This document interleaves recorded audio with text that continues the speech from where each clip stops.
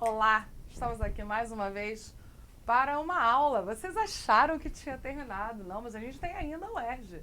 E como a gente tem o UERJ, a gente tem que pensar quais são os conteúdos que se apresentam, como é que é esse formato, como é que isso dialoga com o Enem e como você vai se sair bem nessa prova. Então, eu trouxe aqui algumas questões, eu tentei fazer uma divisão dela um pouco temática, né, assim, pegar o que elas dialogam entre si, para a gente poder pensar em vários elementos que são importantes. Então, eu sei que você achava que já estava entrando de férias, mas ainda está na hora da gente continuar estudando, porque você está pensando a longo prazo, você está pensando no que vai vir daqui para diante. Então, bora continuar estudando, bora fazer uma revisão, bora pensar em algumas questões que são importantes para a construção do entendimento dessa avaliação que é o UERJ. Uma coisa que é importante da gente pensar é como é que esse conteúdo se apresenta, como é que se apresentam as temáticas, quais são as temáticas que retornam com certa regularidade, tá? E como a gente vai fazer essa leitura. Ah, mas Priscila, a UERJ não apresenta um conteúdo claramente de sociologia. Não, mas a gente vai ver que tem várias questões que tem contextualização que você vai dialogar com sociologia. Tem várias questões que apresentam conteúdos relacionados diretamente com o conteúdo de sociologia. Quando a gente fala sobre desigualdade, quando a gente fala sobre cultura, quando a gente fala sobre os direitos sociais, os civis, os políticos, quando a gente fala sobre a formação de Estado. Quando a gente está falando desse conteúdo, a gente está falando de sociologia. Então, você tem que ter esse conhecimento prévio, preparado para o entendimento da questão, para você conseguir se desenvolver de maneira interessante. Lembrando que a prova da UERJ, ela dialoga o tempo todo, né, na área de humanas, história, geografia, sociologia, filosofia, elas vão dialogando entre as questões. E aí é preciso que você esteja antenado. E tem uma coisa muito interessante nas questões da UERJ, eu peguei somente 2019 e 2020. Cada questão eu estou identificando de estar ali qual é a qualificação que aquela dele se apresenta, ok? E aí a gente vai ver quanto conteúdo atual, e é importante, leitura de jornal, assistir documentários, séries, tudo isso te prepara para fazer uma boa prova, ok? Então, bora lá, vamos estender muito não, porque o nosso tempo é diminuto, olha que bonito. E a gente vai lá pra gente poder conversar. Vou fazer a primeira vez que eu tô usando isso aqui, hein? Pro lado? Ah! Primeira vez que eu tô usando isso aqui, normalmente eu deixava pro Bruno e pro Daniel. Hoje sou eu dominando aqui os instrumentos. Uma coisa que é interessante na avaliação da UERJ, sempre apresenta uma imagem, tá? Faça a leitura da imagem. Sempre, quase sempre, melhor dizendo, se apresenta um texto. Então, a leitura do texto se faz importante. E aí, ele vai trazer um contexto, uma reflexão que vai contribuir na hora de você fazer a sua avaliação. Normalmente, você vai perceber que o enunciado é um enunciado curto, é um enunciado menor. E as questões tendem a ser questões de menor elaboração. Ou seja, ela tem um direcionamento e uma contextualização porque você precisa ficar atento. Beleza? Então, vamos lá. Alto custo da roupa barata. Então, a gente está vendo aqui, né? A gente está falando sobre a verdade sobre a roupa, né? Quem paga o preço pelas roupas, né? E aí a gente não está falando no sentido literal, né? Tem aqui uma questão de uma linguagem, de uma leitura que é importante, tá? Você está vendo assim as roupas, né? O estilo das roupas, a bijuteria, muitas sacolas, né? Então, o enunciado do documentário já te deixa pensar sobre alguma coisa mais subjetiva. Então, vamos lá. O barato que sai caro. esse popular clichê, fica nítido no documentário o verdadeiro custo. O diretor, Morgan, que investiga as práticas inconsequentes da indústria da moda ao inundar o mercado com roupas de baixo preço e quase descartáveis. Opa! O que ele quer dizer aqui com a indústria da moda, inundar o mercado e quase descartáveis? Tem um monte de conteúdo, de conceitos dispersos ali nessa pequena introdução do texto. Ele está falando sobre trabalho, flexibilização no trabalho, a questão da globalização, a questão dos mercados. Isso está ali, ó, subentendido, por isso é que é importante na leitura do texto. O filme denuncia que alguém paga o preço pela roupa custar muito barato. Opa! A roupa custa... Se é uma roupa, né, que necessita muito trabalho impregnado nela, que se tem muito trabalho que beneficia o produto, significa então que esse produto deveria ser caro porque ele tem mão de obra embutido. Porém, quando o preço da roupa é muito barato, existe alguma coisa por trás disso. Mostrando histórias chocantes, como o vilarejo, que uma grande incidência de crianças nascidas com deficiências mentais e físicas devido aos resíduos das indústrias têxteis que poluem as águas e as regiões. Opa! Ele está falando aqui de águas. Está falando aqui, por exemplo, do processo de poluição. Mas o documentário também traz a contraposição, uma ação de pessoas. Então aqui o documentário ele já vai trazer um contraponto, né? A ação de pessoas que estão trabalhando para mudar a realidade, como a inglesa Safia, uma das pioneiras no conceito de comércio justo. A gente já pegou ali que a questão ela vai falar sobre comércio justo. A gente está falando sobre uma sinopse do filme, né? Tá ali adaptado, que tá ali embaixo, né? Na fonte do texto. Provavelmente essa questão vai falar sobre comércio justo. Então, presta lá atenção comigo. O conceito de comércio justo, mencionado no texto, engloba o compromisso de viabilizar que o preço pago por uma mercadoria resulte nas seguintes garantias. Bem, será que aí, vamos lá, o cidadão, o indivíduo, ele pode consumir um produto sem se responsabilizar com a mão de obra envolvida nisso? Portanto, a gente está falando de trabalho. Opa, eu não posso apoiar, né? Tá falando de trabalho. E como é que eu faço? Aqui. Está falando de trabalho. A gente está falando do cidadão consciente que consome, a gente está falando do trabalho envolvido nas pessoas e, portanto, nisso a gente está falando de direitos. Isso são reflexões incluídas no texto de introdução, tá? E no desenvolvimento do enunciado da questão. E aí ele vai dizer aqui, ó, engloba o compromisso de viabilizar um preço pago por uma mercadoria que resulta nas seguintes garantias: direitos sociais, conservação ambiental, direitos civis e flexibilização da produção, direitos autorais e preservação da natureza, direitos políticos e concorrência empresarial. Bem, o que não faz sentido na hora que você for analisar tanto o texto como a imagem? Direitos civis, não está falando nem de voto, nem de liberdades individuais. Talvez você falaria de direito de liberdade individual no sentido do direito de ir e vir, mas o texto não mencionou trabalho escravo. Então, direito civil está fora. Direitos políticos não estão relacionados, porque a gente não está falando de nenhuma participação política, nenhum processo eleitoral, nenhuma organização que envolva politicamente na ação do processo de transformação de uma nação ou de um país.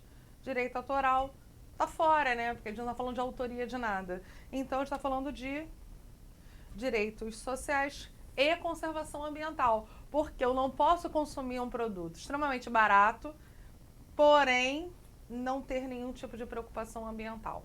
Nossa, eu rabisquei o negócio todo, gostei disso aqui, adoro rabiscar, né? Porque a gente vai pensando e vai ajudando, entendeu? Então, na hora que você vai olhar a questão da UERJ, essa questão, a gente está falando aqui, ó, de 2020, tá? O que você vai pensar? Olha a imagem, lê a imagem, lê o texto, ver que informações ele está trazendo para você.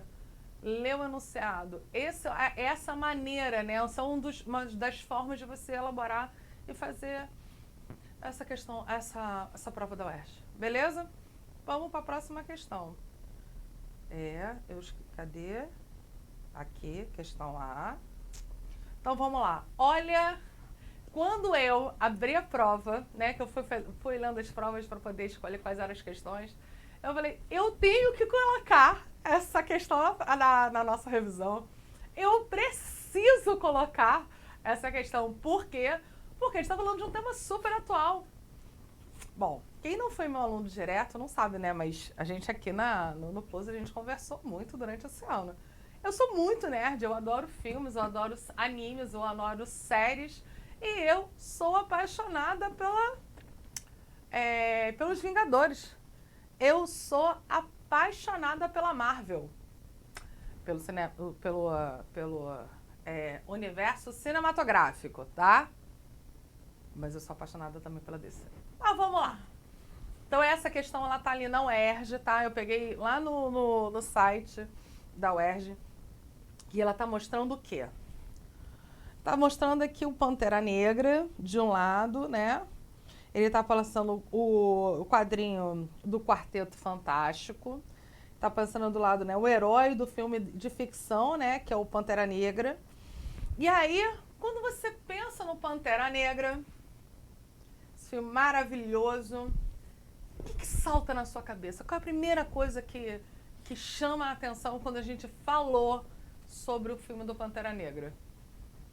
Herói negro, né? A questão da visibilidade, a questão da participação, né? Representatividade. Eu nem olhei a questão ainda, eu só estou pensando assim, eu vi o Pantera Negra, a primeira coisa que eu pensei, questão racial, representatividade, jovens podendo se representar, assim, se verem, né? Representados na tela por um herói negro, por uma nação. Cara, eu pensei, gente, será que ela fala sobre a questão da representatividade? É isso que é interessante quando você lê a imagem. E é por isso que é interessante você assistir documentários, séries, filmes, ler jornal. Não precisa ser impresso, né? Eu sei que eu sou uma mulher do século passado, eu gosto de jornal impresso, mas ler, né, revistas digitais, jornal digital, ficar antenado. Porque aí na hora que você vê isso, você já visualiza, você já entende. Produção, eu só preciso uma indicação quando estiver chegando 5 minutos para acabar, tá? Porque eu não marquei o tempo, porque eu sou dessas. Vamos lá. Com mais de 50 anos de existência, o personagem Pantera Negra esteve associado a debates sobre as condições de vida de populações afrodescendentes na sociedade norte-americana. Bom, na hora que eu olhei lá, já estava bem encaminhada a minha discussão. Tendo em vista as transformações ocorridas nas décadas de 1960, já temos um contexto histórico. O que aconteceu por volta de 1960, principalmente nos Estados Unidos, né? Porque o enunciado já fala sobre as populações afrodescendentes na sociedade norte-americana. E o momento atual. Opa, então a gente está fazendo aqui um contraponto entre o que aconteceu em 1960 e o que está acontecendo nos dias de hoje. Então tem um diálogo aí entre esses dois momentos históricos diferentes. A comparação entre as imagens aponta para a seguinte mudança acerca do protagonismo afrodescendente. Porque a gente acaba vendo nos cinemas, nos quadrinhos, nos personagens, muitos elementos, muitos personagens que são brancos, né? E aí, quando você tem um personagem de destaque que é negro, isso teve uma reverberação e teve uma discussão amplamente nos Estados Unidos e mundialmente falando sobre o processo de representatividade. É claro que na hora que você olha essa imagem, isso precisa fervilhar na sua cabeça. E aí é muito importante, a gente não está falando se a gente concorda ou se a gente discorda. O que está vindo aí como conteúdo de sociologia? Diversidade. Étnica, cultural, de gênero, são discussões que são consideradas importantes, principalmente dentro da sociologia, tá? Então ele vai dizendo assim, tendo em vista as transformações ocorridas entre a década de 1960 e o momento atual, a comparação entre as imagens aponta para a seguinte mudança acerca do protagonismo afrodescendente: equiparação do poder aquisitivo, fortalecimento da inclusão social, reconhecimento dos direitos civis, homogeneidade das diferenças raciais. O que será que a comparação, tá, gente? A gente está falando aqui do processo de comparação. Em 1960, a gente vai falar sobre a aquisição dos direitos civis, não a aquisição, né, mas a luta pelos direitos civis, pelo reconhecimento, pela ampliação dessa discussão, né, americana. E a gente está falando dos reconhecimentos dos direitos civis, né? Alguns filmes vão retratar esse panorama histórico. Estrelas Além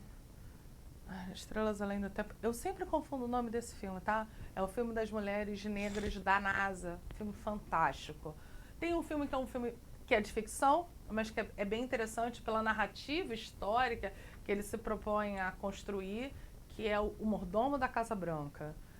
Você tem alguns filmes que eles vão relatar sobre a importância. Olha, um filme que eu amo, sempre recomendo em sala de aula. Histórias Cruzadas, que vai falar sobre a história das empregadas domésticas no Mississippi. Então, a gente está falando de um momento, de fato, de efervescência. E como você compara na questão histórica de 1960, pela aquisição dos direitos. Quando você fala de direito civil, você está falando de quê, afinal de contas? Direito de ir e vir, direito de voto, de liberdade de escolha religiosa, sobre casamento. Quando a gente fala de direito civil, a gente está falando da liberdade do indivíduo, né? Dele ser reconhecido, dele participar da vida em sociedade como civil plenamente. E aí, naquele período histórico de 1960, a gente estava falando lá sobre o direito do voto. Apesar dos Estados Unidos já ser, naquela época, um país que não tinha um processo de escravidão, ainda se tinha um processo de preconceito muito grande. E isso é a mudança de uma perspectiva quando você tem um personagem que é negro com destaque, né? Então, assim, vários atores e atrizes se mobilizaram para que a população fosse, de fato, no cinema e se sentirem representados. Está falando de um marco histórico, né? E ele está relacionado com o reconhecimento dos direitos civis. Beleza? Ai, gente, o filme é maravilhoso. Fora a tecnologia, né? Fora a narrativa do personagem. Nossa, fora... Ai, gente, e aqui a nossa perda, né, do ator principal. Mas, vamos lá. Vamos seguir. Então, a gente... esqueci só de falar uma coisa. Questão de 2019, tá? Nem tinha ainda se passado o evento de George Floyd, né, que tinha acontecido em 2020. Então, assim, isso, tá vendo como desdobramento e essa discussão é extremamente pertinente no continente, no país, né, nos Estados Unidos e mundialmente, porque reverberou esse movimento em outros lugares do mundo, né? Que aí vai falar sobre a questão das vidas negras importam. Isso aqui não está deslocado, essa questão não está deslocada com o seu processo histórico atual. Beleza? Vamos lá. Agora vou fazer o contrário, vou começar por aqui. Estamos falando de uma questão de 2019, tá? Primeira qualificação. 2020 só teve uma qualificação, ou eu só peguei uma prova de qualificação, tá? 2019 teve a primeira qualificação e a segunda, e eu sinalizei aqui, tá? Com relação às questões. Então, está falando ali de índios do Pará tentam fechar garimpo que polui o rio. Opa! Já falou em poluição aqui em cima. E já falou das nações indígenas, né? Então, aí você já tem um caminho pelo qual essa questão irá percorrer. Muito bem. os 225 quilômetros de água enlameada que cruzam a floresta amazônica anunciam a tragédia adiante. O mega garimpos ilegais encravados na terra indígena Munducurucu e a Floresta Nacional do Crepori, do sudeste do Pará. Mas, ao contrário do Rio Doce, a destruição do remoto Rio das Tropas acontece de forma oculta. Menos para os índios. Por que será que é menos para os índios? Né? Qual é a questão que se relaciona com a questão do garimpo? Por que o garimpo é uma questão importante a ser pensada? Pelo processo que se faz do garimpo e o processo de deteriorização que ele acaba ocasionando, né? Pelo processo de poluição em decorrência do garimpo, que é uma atividade ilegal. Principalmente esse aqui se dá de maneira ilegal, tá? Cansados de esperar uma intervenção do Estado, guerreiros e lideranças da etnia, incluindo o cacique geral Arnaldo Cabá, organizaram uma expedição para expulsar os garimpeiros não indígenas do local. Opa! Então quer dizer que garimpeiro indígena pode? Será que é isso que está aqui insinuando no texto? Em 6 lanchas, dezenas viajaram armados com flechas e espingardas de caça, incluindo mulheres, crianças e idosos. Então a gente está falando aqui também não só de garimpo, como a gente está falando aqui de conflito. E esse conflito aqui não é igual ao conflito anterior, que apresentava uma discussão étnica. Esse aqui é um conflito territorial. O que está relacionado aqui ainda é uma disputa de território, né? De presença no território, de uma demarcação de uma terra indígena. Vamos à questão então. Lembrando, ó, sempre questões curtas. Nessa aqui tem um enunciado, até aqui, e depois tem a questão em si. Vamos lá.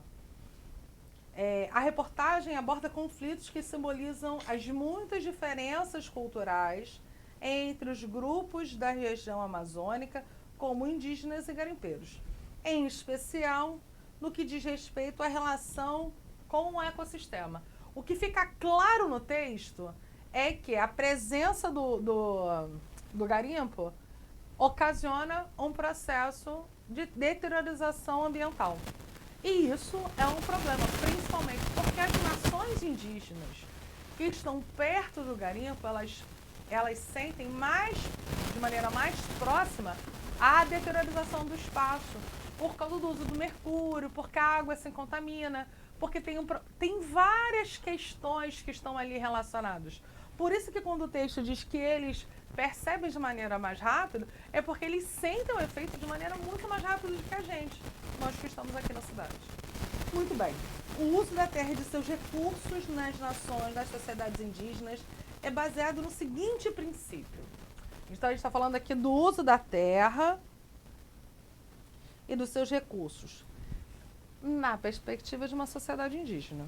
É baseado no seguinte princípio: estabilidade climática, preservação ambiental, hierarquização produtiva ou sustentabilidade comercial. Quando a gente vai pensar pela perspectiva das nações indígenas, né? Principalmente porque eles estão ali, né, no território, porque eles se utilizam da alimentação, toda a sua vida está ali imersa no processo, né, de uma vida mais diretamente com a natureza. O processo de preservação ambiental, ele é um processo para eles muito mais significativo. Por isso que quando a gente vai ver assim sobre o uso, e aí está falando, gente, do uso indiscriminado, do uso sem nenhum tipo de proteção e sem nenhum tipo de cuidado com relação ao indivíduo e ao meio ambiente.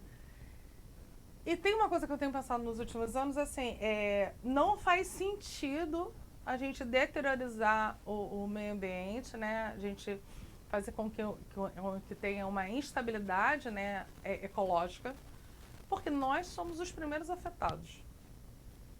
aquecimento, poluição. Rio de Janeiro. Rio de Janeiro a gente tem a questão da água, né? Voltei. A gente tem a questão da água no Rio, né? A nossa água no Rio de Janeiro não é uma água das melhores do mundo. Por quê? Porque a gente não tem esse cuidado. Me parece, e só me parece, que quanto mais a gente faz isso, mais difícil possa ser.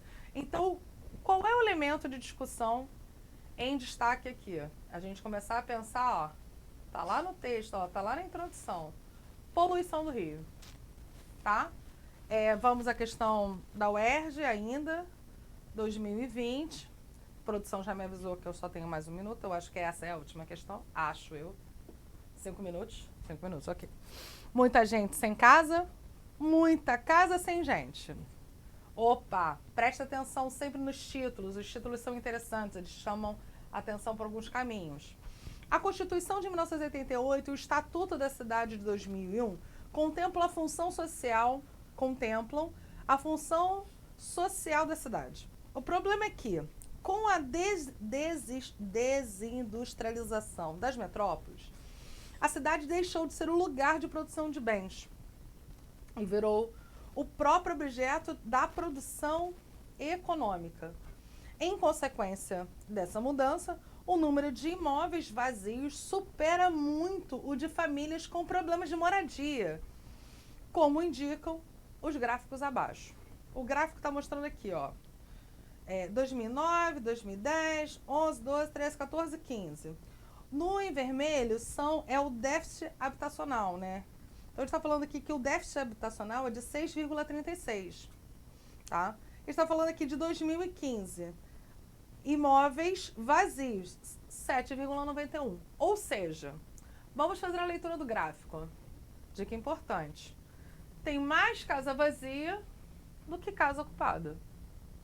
Isso me parece um contrassenso. A gente não está dizendo para sair por aí distribuindo casas, mas parece um contrassenso porque ao invés de se ter um investimento na área da indústria ou das fábricas, né, como a introdução dá a entender para a gente, se tem um outro investimento. O outro investimento é comprar propriedades. E aí, a pergunta. A condição apresentada no texto, nos gráficos, deve-se ao fato de que os espaços urbanos possuem simultaneamente os seguintes atributos: valor de uso e valor de troca, patrimônio cultural e patrimônio individual. Não pode ser cultural porque não tem a ver com a ocupação de casas vazias, né? Estruturação unicêntrica e estrutura policêntrica? Não. Território de circulação e território de resistência? Não. Aqui ele está falando exatamente sobre valor de uso e valor de troca, que é um conceito estabelecido a partir do processo da Revolução Industrial no livro O Capital, de Marx. Quando Marx ele vai falar de valor de uso e valor de troca, olha a sociologia apresentando de novo para você. Por quê? Valor de uso é aquilo que você tem que faz sentido para você usar. Então ele tem um valor. Quando você produz algo para comercializar, ele tem outro valor. Uma coisa é eu ter uma casa para eu morar na minha casa. Essa casa vai valer X. Agora, se eu tenho uma casa que eu vou construir e vou elaborar para vender, se eu estou falando sobre casas porque a gente está falando sobre isso, a gente vai falar de 2x. Uma coisa é o valor que eu tenho de uso, outra coisa é o que eu tenho de troca. Por isso é que apresentei um conceito de Marx. Beleza? Essa é a nossa revisão de hoje, tá bom? Daqui a alguns dias a gente vai ter uma outra revisão, vocês vão ver que vai aparecer aí no canal da unidade da nossa escola. Fica atento, fica atenta. Boa prova e não esqueça, usa máscara, álcool em gel e bebe água porque tá muito calor. Beijo!